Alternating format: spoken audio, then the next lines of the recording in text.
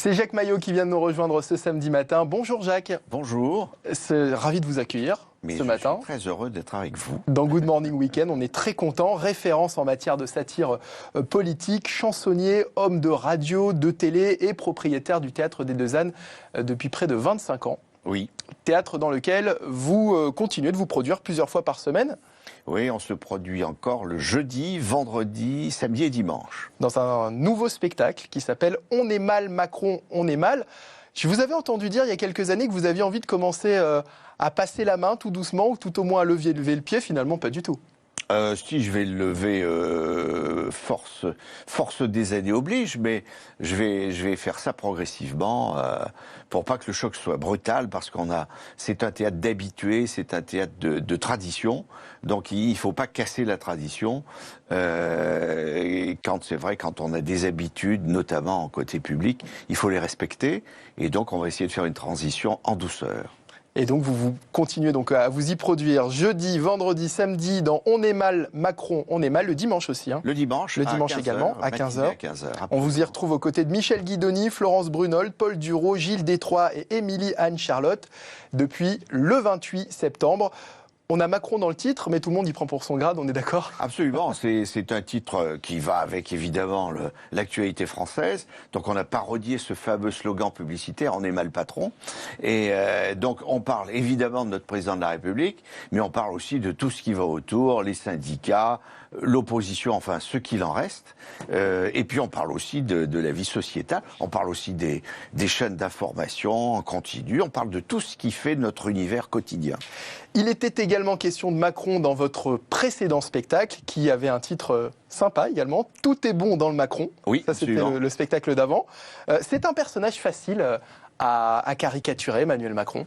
Pas très simple, parce qu'il fait partie de ces gens qui sont venus au monde avec quand même des belles qualités intellectuelles, donc il fait pas trop de fautes.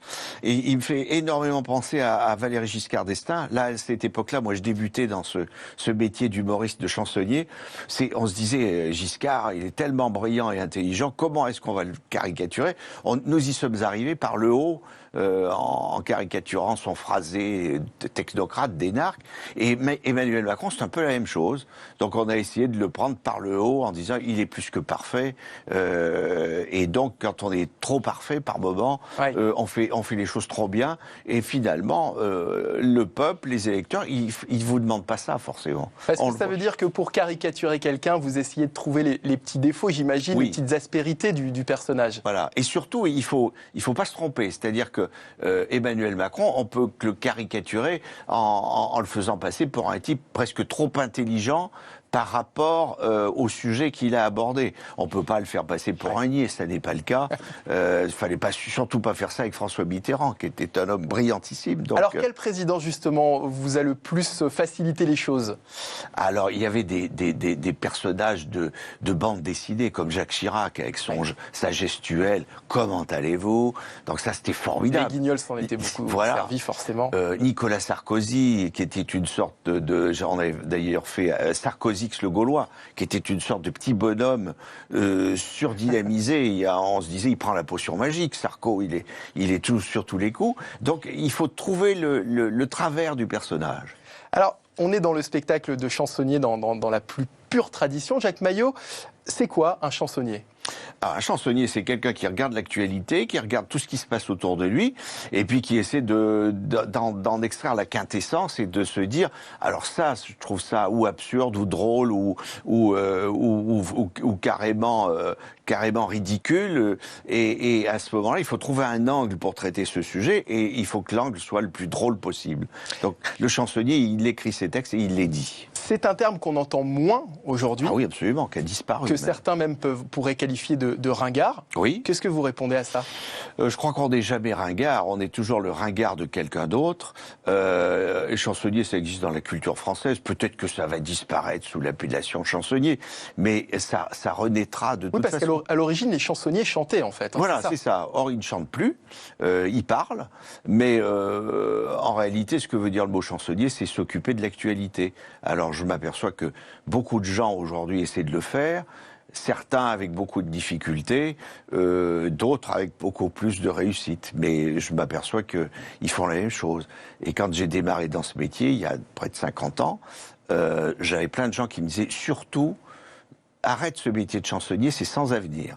50 ans plus tard, je suis là. Vous êtes toujours là. Et je me porte bien. Et c'est tant mieux. Alors, il y a une chaîne, en tous les cas, qui a choisi de déringardiser les chansonniers, c'est Paris Première. Oui, absolument. Grâce à la revue de presse, un rendez-vous qui est devenu culte, qui est l'une des meilleures audiences de la chaîne. De la chaîne, oui. Sinon la meilleure, oui. Aux côtés de Bernard Mabie, de Philippe Chevalier ou de Tanguy Pastureau notamment. On va regarder un extrait d'une de vos chroniques dans l'émission de la semaine dernière. Il était question d'Anne Hidalgo. Contrairement à ce que beaucoup de gens disent, elle n'a pas fait que des âneries comme son prénom pourrait le laisser croire. Par exemple, le fait d'organiser le ramassage des déchets alimentaires par des rats, c'est pas clair. C'est écologique, c'est intelligent. Un rat, c'est quand même moins bruyant qu'un camion poubelle avec 2 gilets jaunes au cul de la benne. Le fait d'avoir redonné leur honneur aux piétons en leur permettant de traverser Paris 2 fois plus vite qu'un automobiliste, c'est aussi pas mal, c'est un facteur d'égalité. Anne nous avait également promis, vous le savez, de végétaliser Paris après avoir bétonné les Batignolles, mais elle va végétaliser Paris pour donner à la capitale des petits airs de campagne électorale, naturellement. Alors, les végétaux ne sont pas encore arrivés, ne sont pas encore plantés, mais les agriculteurs, eux, sont arrivés. Ils sont arrivés mercredi, les agriculteurs, ils étaient venus pour bloquer Paris avec leurs tracteurs. Manque de peau, avant qu'ils arrivent, c'était déjà bloqué depuis le matin. Il faut que tous les provinciaux mécontents qui veulent bloquer Paris sachent que c'est totalement inutile. Anne Hidalgo l'a fait bien avant eux. C'est vrai qu'elle se débrouille bien. Elle est forte pour ça. Voilà un extrait de votre chronique dans la revue de presse de Paris Première. C'était la semaine dernière. Jacques Maillot, vous avez de bonnes relations avec les politiques ? Oui, en général plutôt bonne, parce que je les connais. Mais c'est vrai que Anne Hidalgo, je l'ai vue démarrer. On l'a reçue à la revue de presse. Elle n'était pas encore maire de Paris. Et elle nous promettait déjà, en réalité, ce qu'elle fait aujourd'hui. Donc elle tient ses promesses. Oui, elle tient ses promesses, absolument. Je l'ai dit d'ailleurs. Et non, on a plutôt de bonnes relations, parce que je crois qu'on fait partie de la vie républicaine, démocratique. Donc on a le droit. Moi, je suis comme Clémenceau. Je peux ferrailler le maximum avec quelqu'un avec qui je partage pas mes idées, mais je tiens à le respecter, parce que c'est ses idées, moi j'ai les miennes, il doit respecter les miennes, et moi je dois respecter les siennes. C'est ça, la démocratie. Alors pour revenir à ce rendez-vous, la revue de presse de Paris Première, qui existe depuis 12 ans déjà. Oui, absolument. Alors la fréquence, c'est quoi? C'est tous les 15 jours. Tous les 15 jours, et le principe? Alors, on est en direct le lundi et on rediffuse le vendredi. Avec un invité à chaque fois. Avec un invité à chaque fois. Sur Paris Première, la revue de presse avec tous vos camarades. On a cité Bernard Mabie, Philippe Chevalier notamment. Stéphane Rose, Régis Maillot, voilà. Votre neveu. Alors surtout, mon neveu. Et puis Michel Guidoni et Florence Brunold, voilà, qui sont mes camarades du Théâtre des Deux Ânes. Et on y reviendra demain, puisque vous revenez nous voir demain, Jacques Maillot. Absolument. Vous êtes notre invité tout le week-end. Sur Non-Stop People. On est ravis de vous recevoir.